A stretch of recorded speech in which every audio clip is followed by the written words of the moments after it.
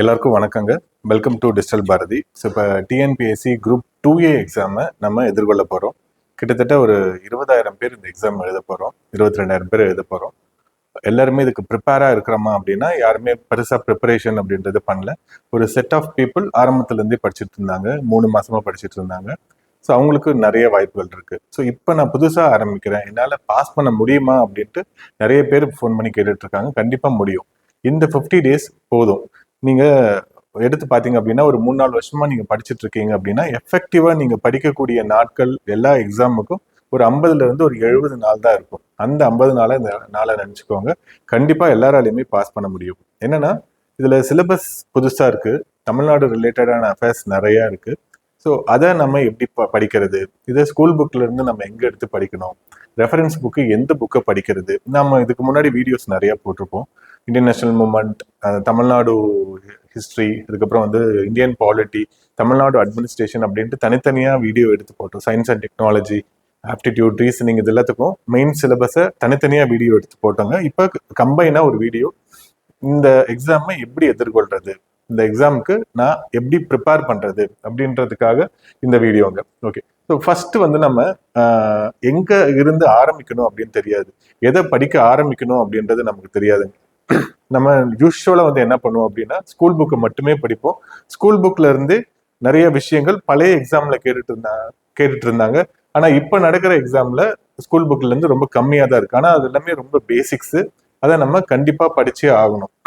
இப்போ வந்து பார்த்தீங்கன்னா 11th 12th புக்கில் இருக்கக்கூடிய science and technology, computer science, agriculture paper இருக்கு இல்லைங்களா, அதில் வந்து பார்த்தீங்க அப்படின்னா ஹார்டிகல்ச்சர் ரிலேட்டட் திங்ஸ் இருக்கும், அது மாதிரி அனிமல் ஹஸ்பண்ட்ரி இருக்கும். இதெல்லாம் வந்து ஸ்கூல் புக்லேயே இருக்குது.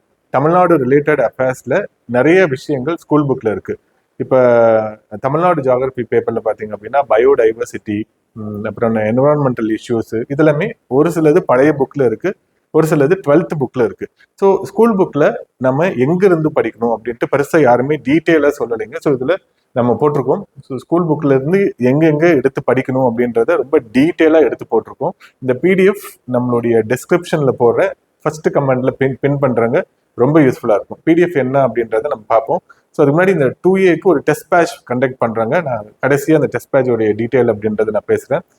என்ன பண்ணுறோம் அப்படின்னா ஒரு சப்ஜெக்டையும் ஒரு 4லேருந்து 5 யூனிட்டாக பிரித்து ஒரு டெஸ்ட்டா அப்படின்றத கண்டக்ட் பண்ணுறோம். சிபிடி மோட் டெஸ்ட் இருக்கும். டெஸ்ட் நான் கடைசியாக சொல்கிறேன். அதுக்கு முன்னாடி நம்ம இதை எங்கே படிக்கணும் அப்படின்றதையும் நான் சொல்லிடுறேங்க. ஃபர்ஸ்ட்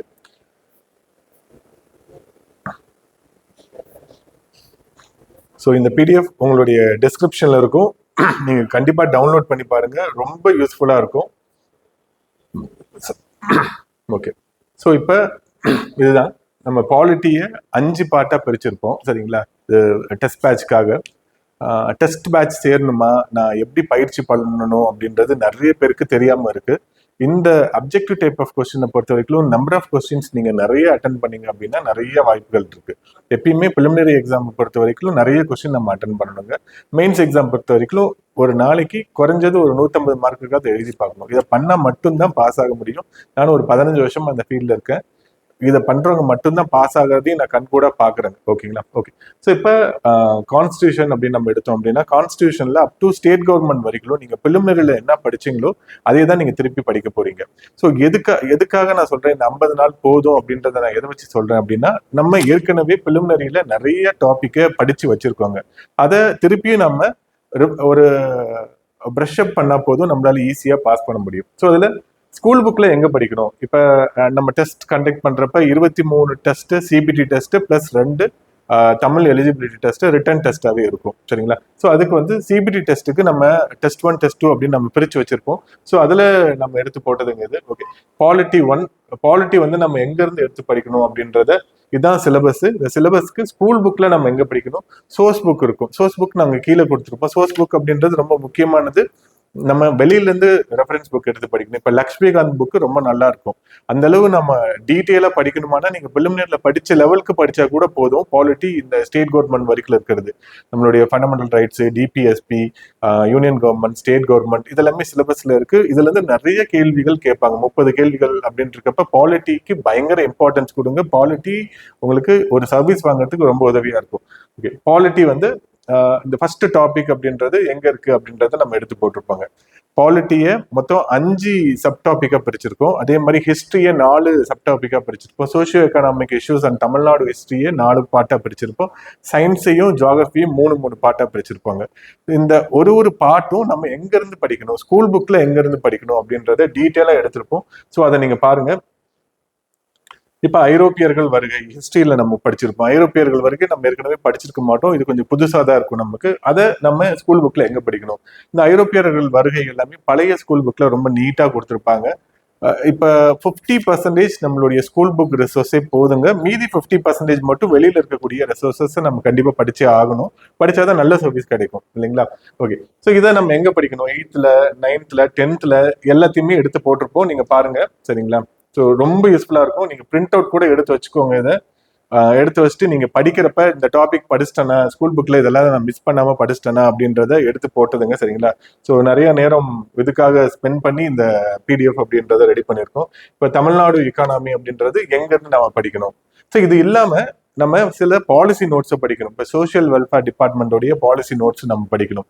அது இல்லாம நம்மளுடைய டிசாஸ்டர் மேனேஜ்மெண்ட், ஐடி டிபார்ட்மெண்ட், இதெல்லாம் ரொம்ப ரொம்ப முக்கியம். எனர்ஜி வளங்கள் இருக்கும் இல்லைங்களா? அது டூரிசம் டிபார்ட்மெண்ட், என்விரான்மெண்ட், இதெல்லாம் ரொம்ப முக்கியமான துறைகள். இதுல இருந்து தான் நிறைய கேள்விகள் பாலிசி நோட்ல இருந்து அப்படியே உங்களுக்கு டைரக்டா கொஸ்டின் கேட்பாங்க. அதனால அது ரொம்ப முக்கியம். அதெல்லாம் நம்ம படிக்கணும். ஓகே. ஸ்கூல் புக்ல நம்ம எக்கானமியை பேசிக்ஸா புரிஞ்சுக்கணும். தமிழ்நாடு எக்கானமி அப்படின்ட்டு தனியா இங்கே சிலபஸ்ல, அதாவது நம்ம ஸ்கூல் புக்ல இல்ல, அங்கங்க இருக்கிறத கொஞ்சம் எடுத்து நம்ம படிக்கணுங்க சரிங்களா? ஓகே.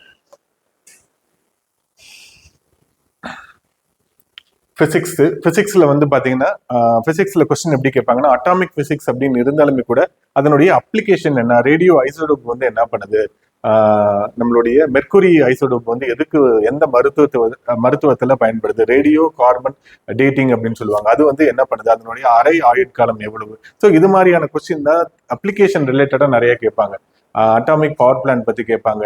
தமிழ்நாடு கவர்மெண்ட்ல எங்கெங்க அட்டாமிக் பவர் பிளான்ட், அது தமிழ்நாட்டுல எங்கெங்க அட்டாமிக் பவர் பிளான்ட் இருக்கு, அதனுடைய மின் உற்பத்தி திறன் எவ்வளவு. ஸோ இது மாதிரி தான் கேட்பாங்க.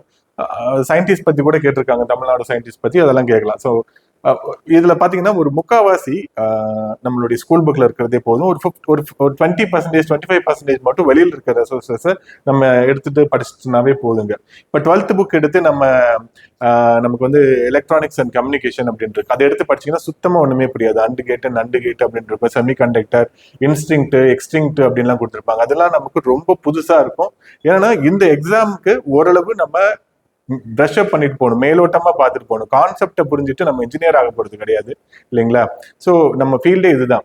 சயின்டிஸ்ட்லாம் நம்ம ஆகணும் அப்படின்ற அவசியம் கிடையாது. இந்த எக்ஸாம்ல நம்ம பாஸ் பண்ணா போதும். அந்த லெவலுக்கு நம்ம படிச்சா கண்டிப்பா இந்த எக்ஸாம்ல நம்ம பாஸ் பண்ணிடலாங்க. ஓகே. ஸோ தமிழ்நாடு ஜியாகிரபியை பொறுத்த வரைக்கும் 9th ஸ்டாண்டர்ட் ஓல்டு புக்ல ரொம்ப நல்லா இருக்கும். விஷயங்கள் எல்லாம் அவுடேட்டடா இருக்கும். அதை மட்டும் நம்ம கொஞ்சம் அப்டேட் பண்ணிக்கணும். அது ரொம்ப நல்லா இருக்கும். ஸோ அந்த புக்கை கண்டிப்பா நீங்க டவுன்லோட் பண்ணிக்கோங்க. நம்மளுடைய வெப்சைட்லயே இருக்கு, டிஎன் டெக்ஸ்ட் புக்லயே இருக்கும். அதை நீங்க டவுன்லோட் பண்ணி பாத்தீங்க அப்படின்னா ரொம்ப யூஸ்ஃபுல்லா இருக்குங்க. ஸோ இது மாதிரி ஒன்னொன்னுத்துக்கும் நம்ம போட்டிருக்கு சரிங்களா? ஓகே. சமூக சமய சீர்திருத்த இயக்கங்கள் அப்படின்னு கொடுத்துருக்காங்க. இது தமிழ்நாடு இல்லாம ஓவரால் இந்தியாவே கேட்கறதுக்கு நிறைய வாய்ப்புகள் இருக்கு. அதனால இந்தியாவே நம்ம படிக்கணும் சரிங்களா? பிரம்ம சமாஜம், ஆரிய சமாஜம், இது எல்லாமே படிக்கணும். தமிழ்நாட்டில் விடுதலை போராட்டத்தின் எழுச்சி, சென்னை வாசிகள், மദ്രാஸ் மகா, இதெல்லாம் ஸ்கூல் புக்ல நீட்டா கொடுத்துருக்காங்க. ஒரு 2 பாயிண்ட் 3 பாயிண்ட் வெளியில இருந்து எடுத்தா போதும், வெங்கடேசன் இருந்து எடுத்தா போதும். நம்ம ஸ்கூல் புக்ல இருக்கிறத வச்சு நம்ம எலிமினேட் பண்ணிடலாம். யாருக்குமே 100% ஆன்சர் அங்க தெரியாது. ஒரு 70% மட்டும் தான் தெரியும். எக்ஸாம் எழுத போய் 1வது ரேங்க் எடுக்கிறவங்க கூட அவ்வளவுதான் தெரியும். அப்படின்றப்ப நம்ம எப்படியாவது சமாளிச்சாவே போதும் சரிங்களா? ஒரு 50% ஸ்கூல் புக் நல்லா தரவா படிச்சுட்டு மீதி இருக்கக்கூடிய 50% நம்ம படிச்சிட்டோம் அப்படின்னா 70% ஈஸியா எடுத்துடலாம். டாப்பரே 70% தான் படிச்சிருப்பாங்க சரிங்களா?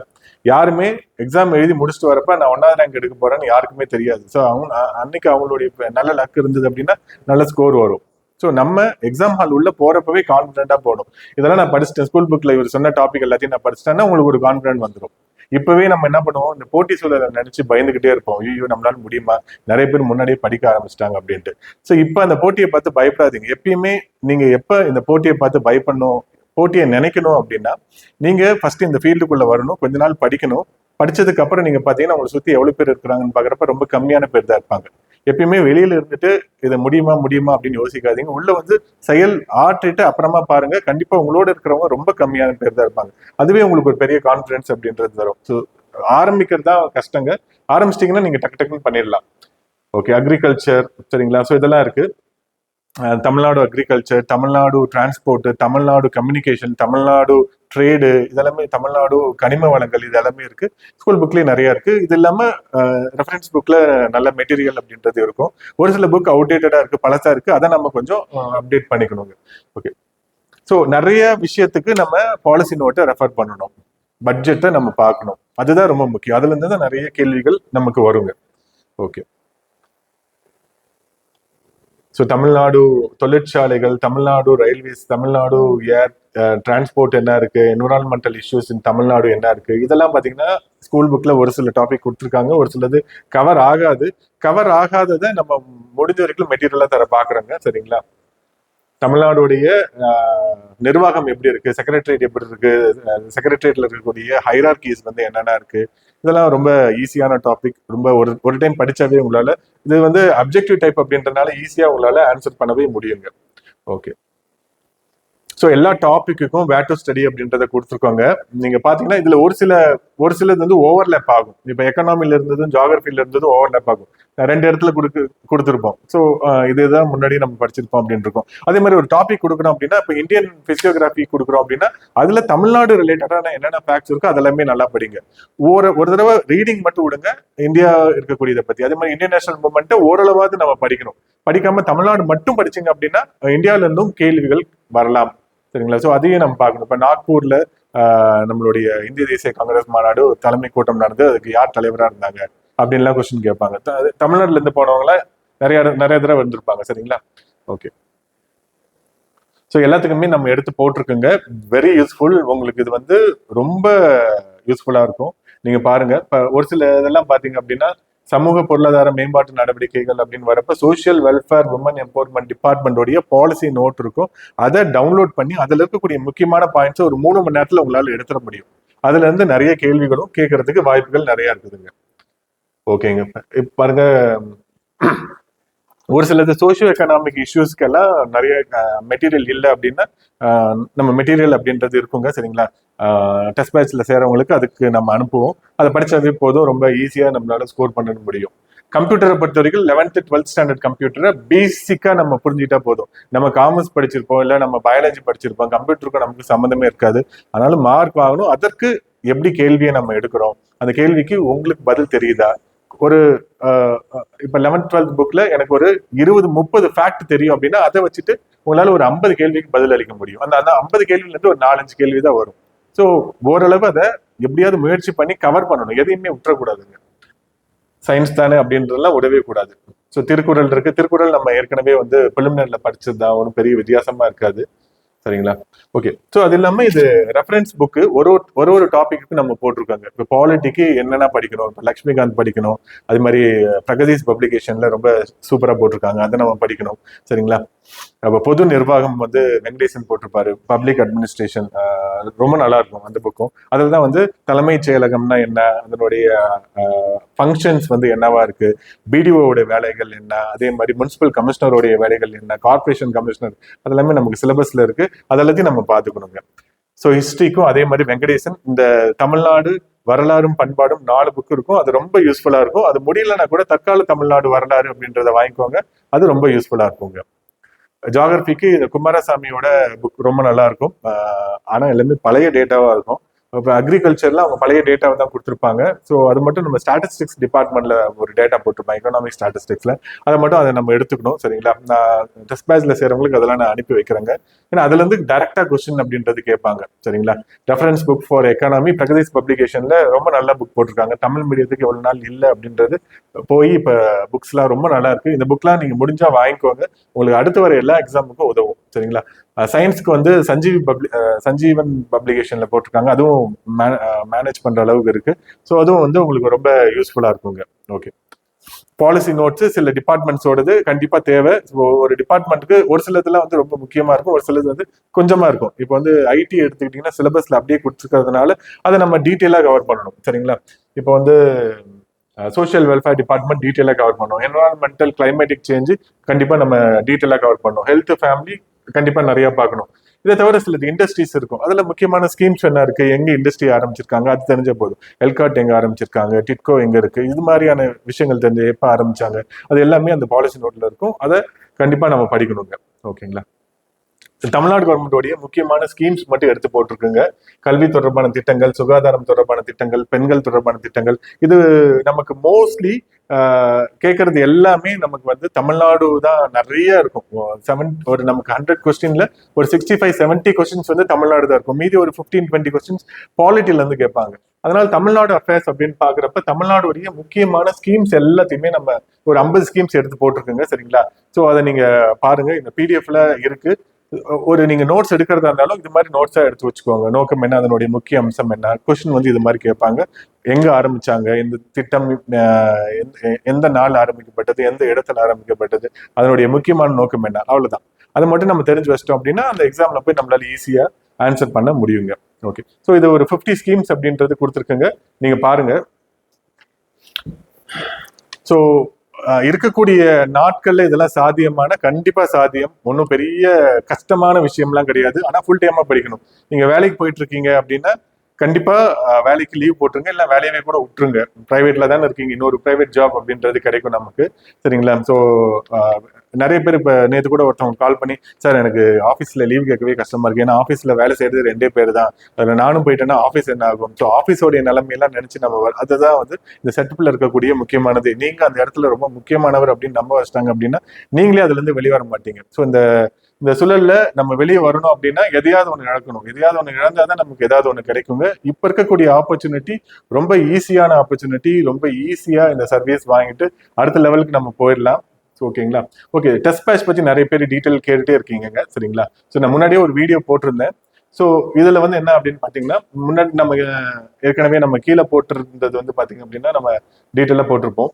மொத்தமா 23 எக்ஸாம்ஸ் இருக்குங்க. எல்லாமே சிபிடி பேஸ்ல நடக்கும். எல்லாமே வந்து பைலிங்கோட இருக்கும். ரீசனிங்க்கு நம்ம வந்து என்ன பண்ணுவோம் அப்படின்னா, உங்களுக்கு வந்து கொஸ்டின்ஸ் வந்து ஒர்க் ஷீட்டா அனுப்பிடுவோம் ஆரம்பத்துல. அதை நீங்க ஒர்க் அவுட் பண்ணி பாத்துக்கணும். அது இல்லாம வேர் டு ஸ்டடி அப்படின்றது இது இல்லாம தனியாகவும் சில இதெல்லாம் போட்டு அனுப்புவோம். வேர் டு ஸ்டடி அப்படின்றது சில முக்கியமான டாக்குமெண்ட்ஸ் ஏதாவது இருக்கும், கவர்மெண்ட் டாக்குமெண்ட்ஸ் இருக்கும், அதெல்லாம் நம்ம அனுப்புவோம். டெஸ்ட் பேட்ச்ல நீங்க என்ன பண்ணுங்க, பேமெண்ட் 3000 rupees ஃபார் அந்த சிபிடி டெஸ்ட்டுங்க. பழைய ஸ்டூடெண்ட் இருந்தா 2500. ஏற்கனவே நிறைய பேர் பாஸ் பண்ணியிருக்காங்க, ஒரு 35-30 பேர் லாஸ்ட் குரூப் 2ல பாஸ் பண்ணியிருக்காங்க. அது இல்லாமல் குரூப் 4லயும் நிறைய பேர் பாஸ் பண்ணியிருக்காங்க. ஓகேங்களா. ஓகே. ஸோ பேமெண்ட் பண்ணிட்டு இந்த கூகுள் ஃபார்ம்ல ரெஜிஸ்டர் பண்ணிட்டீங்க அப்படின்னா உங்களுடைய ஃபோன் நம்பரை வச்சு நாங்கள் குரூப்ல ஆட் பண்ணிடுவோம். குரூப்ல ஆட் பண்ணதுக்கு அப்புறம் அதுல ஃபர்தர் கம்யூனிகேஷன் அப்படின்றது வந்துருங்க உங்களுக்கு. சரிங்களா. ஸோ ஒரு டெஸ்ட்டும் டிஎன்பிசி ஃபார்மேட்ல 200 மார்க்ஸ்க்கே நடக்கும். இப்போ பாலிட்டி 1 இருக்கு அப்படின்னா அதனுடைய சிலபஸ் என்ன அப்படின்றது போட்டிருப்போம். தமிழுக்கு வந்து பொருத்தமான பொருளை தேர்வு செய்தல், புகழ்பெற்ற நூல் மற்றும் நூலாசிரியர், அதை நீங்க படிச்சுங்க. இதுல இருந்து 60 மார்க் வரும். அதே மாதிரி இந்த மேட்ச்ல வரும் இந்த இடியம்ஸ், பிரேசஸ் இதெல்லாம் வச்சு வரும். சரிங்களா.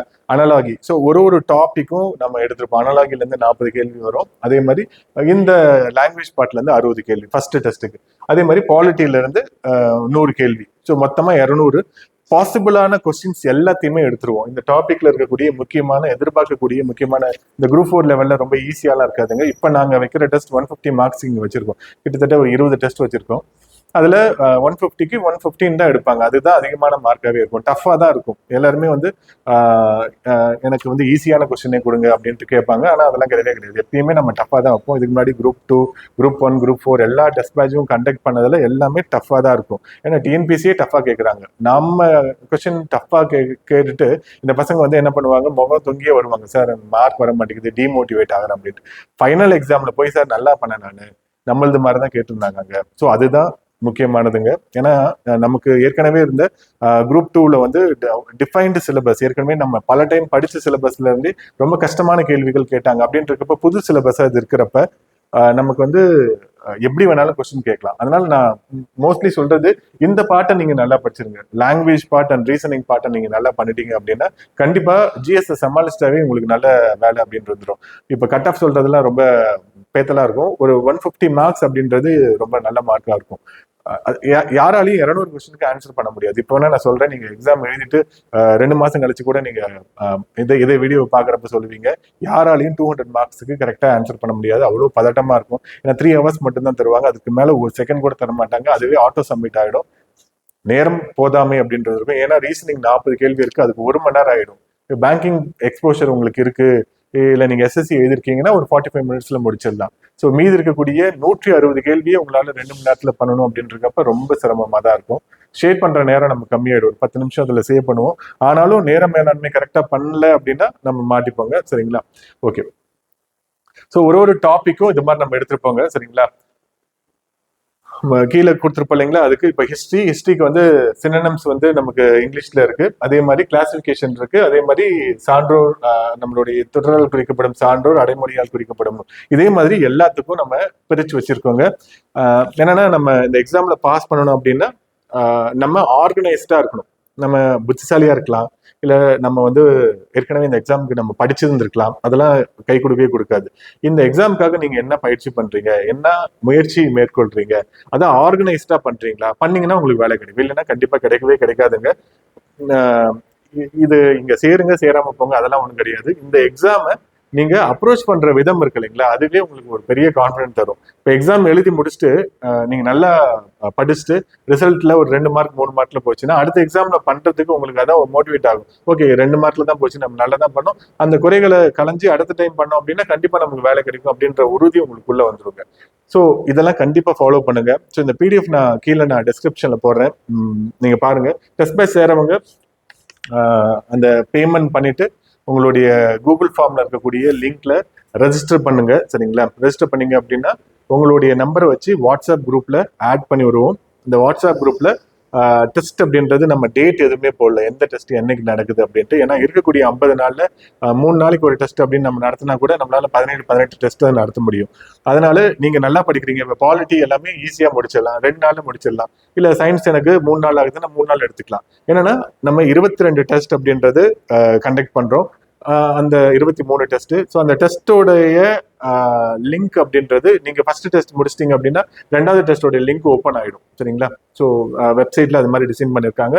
ஸோ 2வது டெஸ்ட்டை நீங்க முடிச்சதுக்கு அப்புறம் 3வது டெஸ்ட் 4வது டெஸ்ட் அப்படின்னு போயிட்டே இருக்கும். ஃபர்ஸ்ட் டெஸ்ட் முடிச்சதுக்கு அப்புறம் மேக்ஸ்ல இருக்கக்கூடிய கொஸ்டின் 40 கொஸ்டினுக்கு எக்ஸ்பிளனேஷன் வீடியோ, யூடியூப் வீடியோ இதே மாதிரி வந்துடும், பிரைவேட்டா வந்துடும். ஸோ உங்களுடைய மெயில் ஐடியை மட்டும் அதில் ஆட் பண்ணிடுவோம், நீங்க மட்டும் அதில் பார்க்கலாம். ஸோ எனக்கு ரீசனிங்கே புரியல அப்படின்னா கூட ரீசனிங்ல இருக்கக்கூடிய எல்லா பாசிபிளான கொஸ்டின்ஸ் எல்லாத்தையும், எல்லா மாடலையும் எடுத்து நம்ம வந்து இப்போ கொஸ்டின் பேப்பர் அப்படின்றது எடுத்துருக்கோங்க. சரிங்களா? ஸோ ரொம்ப யூஸ்ஃபுல்லா இருக்கும். நீங்க பயத்துல இருக்கீங்க, ஐயோ நம்மளால முடியும் அப்படின்னு நினைப்போடு இருக்கீங்கன்னா கண்டிப்பா இந்த பயிற்சி கண்டிப்பா உங்களுக்கு வேலை வாங்குறதுக்கு பெரிய உறுதுணையா இருக்கும். நீங்க சேர்ந்துட்டா மட்டும் கண்டிப்பா பாஸ் பண்ண மாட்டீங்க. இப்ப நிறைய பேர் சேருவாங்க, ஆனா முடிக்கிறவங்க ரொம்ப கம்மியான பேரா தான் இருப்பீங்க. ஸோ ஆரம்பத்துல இருந்து கடைசி வரைக்கும் உங்களுடைய தன்னெழுச்சியோட நீங்க செயல்பட்டீங்க அப்படின்னா கண்டிப்பா இந்த வேலை உங்களுக்கு உறுதியா கிடைக்குங்க. நன்றி.